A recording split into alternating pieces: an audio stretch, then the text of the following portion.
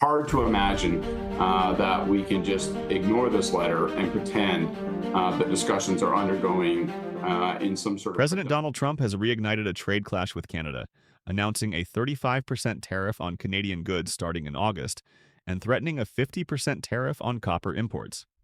But what caught attention is not only the size of the tariffs, but the reason. Trump is tying trade directly to the fentanyl crisis in the United States, blaming Canada for failing to stop the flow of the drug. This marks a new stage in Trump's negotiating style, using a deadly public health emergency as a bargaining chip in trade talks. Trump's strategy, turning a crisis into leverage. Tariffs have always been Trump's favorite weapon in negotiations. From China to Mexico, he has used them to force concessions. But now, by linking tariffs to fentanyl, he is widening their scope. They are no longer just about jobs or trade deficits. They are about security and public safety. This tactic plays well politically. It allows Trump to argue he is protecting American lives, not just American factories. At the same time, it shifts blame outward, making Canada appear responsible for America's fentanyl problem. Canada's delicate position. Prime Minister Mark Carney responded carefully. He stressed Canada's progress in fighting fentanyl and promised cooperation. He also extended the trade deadline from July 21st to August 3rd, buying time to reach a deal. But Canada is in a bind. Yielding too much risked weakening its independence in setting policy. Resisting too firmly risked immediate economic pain from tariffs. Carney must balance diplomacy abroad with credibility at home, knowing his country's economy is deeply tied to the U.S.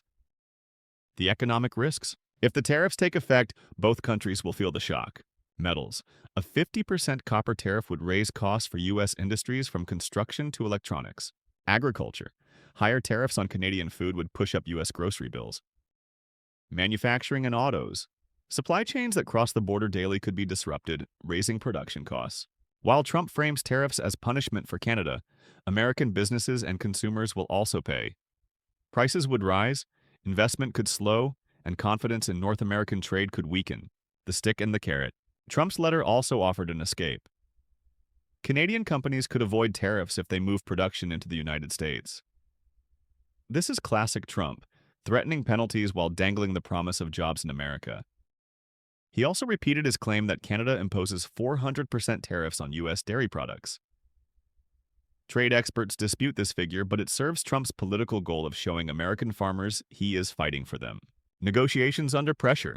Even with the extended deadline, analysts doubt talks are on a stable track. One Canadian observer called Trump a madman in the White House, reflecting the sense of unpredictability. For Canada, the real danger is not only the tariffs, but the uncertainty of Trump's approach.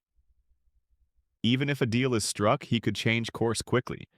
That instability discourages investment and makes it harder for businesses to plan. It also pushes Canada to consider long-term alternatives, like strengthening ties with Europe and Asia to reduce reliance on the U.S. Conclusion. Trump has turned the fentanyl crisis into a trade weapon, showing once again his willingness to blur the line between domestic politics and international economics. For Canada, the stakes are high. Cooperate too much and risk losing independence. Resist too much and face heavy economic damage. For the U.S., the tariffs may generate headlines and political support, but they also carry economic costs and risk shaking the foundation of North American trade. The broader lesson is clear. In Trump's America, trade negotiations are not just about deficits or industries. They are about power, pressure, and the willingness to use any crisis, even one measured in lost lives, as a bargaining chip. It will now cost even more to import goods from Canada. And while you were sleeping, President Trump increased tariffs on Canadian imports to 35%. That's up from 25%, and that is effective today. He says that our neighbor to the north has imports not... from 25% to 35% on imports not included in the U.S.-Canada-Mexico trade agreement. The president saying it's because of fentanyl flow into the U.S. Straight to the point. President Donald Trump has escalated the trade war with America's closest neighbor. In a surprise move, he raised tariffs on Canadian imports to 35%, citing Canada's failure to stop the flow of fentanyl into the United States. This decision, effective immediately, jolts U.S.-Canada trade relations, threatens Detroit's auto industry, and means higher prices for American families. The big question is this a smart negotiating strategy, or a costly gamble that could backfire. Trump's decision and his rationale. The numbers tell the story. Tariffs on Canadian goods outside the U.S.-Mexico-Canada agreement jumped from 25% to 35% overnight. That includes lumber, steel, aluminum, and cars, products central to both economies. Trump tied the move directly to the opioid crisis. In an open letter to Canadian Prime Minister Mark Carney, he accused Canada of failing to stop fentanyl shipments into the U.S. and declared tariffs would remain until Ottawa cooperates. At the same time, Trump unveiled broader tariff plans affecting nearly 70 countries, with rates between 10 and 41% depending on trade balances. He framed it all as protecting American workers, but critics note a flaw. Carney pointed out that Canada accounts for just 1% of fentanyl entering the U.S., casting doubt on Trump's explanation. Canada pushes back Carney's response. Prime Minister Carney answered with calm but firm language. He acknowledged the seriousness of the fentanyl crisis but rejected the idea that Canada is a major source. He emphasized that Ottawa is already cooperating with U.S. agencies and pledged to continue doing so. Carney also admitted that Canadian industries, and especially lumber, metals, and autos, would be hit hard. Still, he promised measures to protect Canadian jobs and stabilize the economy. The contrast could not be sharper. Trump relies on pressure and threats, while Carney highlights cooperation and damage control. The trade dispute has become not only an economic clash, but also a test of leadership styles. The auto industry takes the hit. The most visible fallout is in Detroit. The U.S. auto sector depends heavily on Canadian parts and raw materials. Now, the tariff shock is showing up in corporate losses.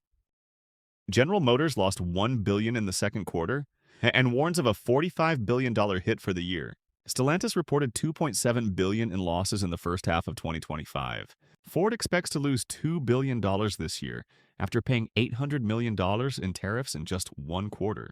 For these companies, tariffs mean higher costs for essential inputs. That squeezes profit margins, reduces future investment, and threatens American jobs in factories across Michigan and beyond. The irony is clear. A policy meant to defend U.S. workers is damaging one of the country's most iconic industries. The consumer price tag. The damage doesn't stop at factory gates.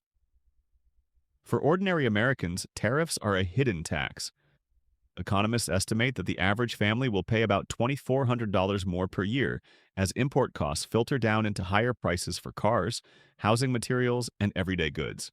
This undermines household budgets, fuels inflation, and risks slowing consumer spending. The backbone of the U.S. economy. Instead of making life more affordable, Trump's tariffs are making it more expensive. Trump's negotiating tactic. Why push so hard? For Trump, tariffs are more than economic policy. They are a negotiation weapon. Deadlines have been set and reset, from July 21 to August 1 and now August 7th. The goal is to keep Canada under constant pressure. This high-pressure tactic is a trademark of Trump's style. He creates crises, then uses them to force concessions. But the gamble is risky. Canada could refuse to give in and instead deepen ties with Europe or Asia, reducing reliance on the U.S. If that happens, Trump's pressure campaign may weaken America's position rather than strengthen it. The global trade war context. Canada is just the beginning. Trump's new executive order extends tariffs to nearly 70 countries, covering a wide range of imports. If these measures fully take effect, they would touch almost every corner of U.S. trade. The risk is that allies respond by forming new partnerships that bypass the U.S. Supply chains could shift permanently, and global markets may learn to function without depending on American demand. What Trump presents as strength may, over time, erode U.S. leadership in global trade. Conclusion: a double-edged sword. Trump's 35% tariff on Canadian goods is more than a policy change. It is a high-stakes test of his entire economic strategy. On the surface, he looks tough, using tariffs to demand action and concessions. But the immediate consequences are troubling. The auto industry is losing billions. Families are facing thousands in extra costs, and allies are questioning whether the U.S. is still a reliable trade partner. Prime Minister Carney's calm rebuttal highlights the contrast. Trump thrives on confrontation, while Canada seeks cooperation. The outcome remains uncertain. Will Canada yield under pressure, or will Trump's gamble backfire on American workers and consumers? For now, one thing is undeniable. Tariffs have once again become Trump's weapon of choice, and both countries are bracing for the storm it unleashes.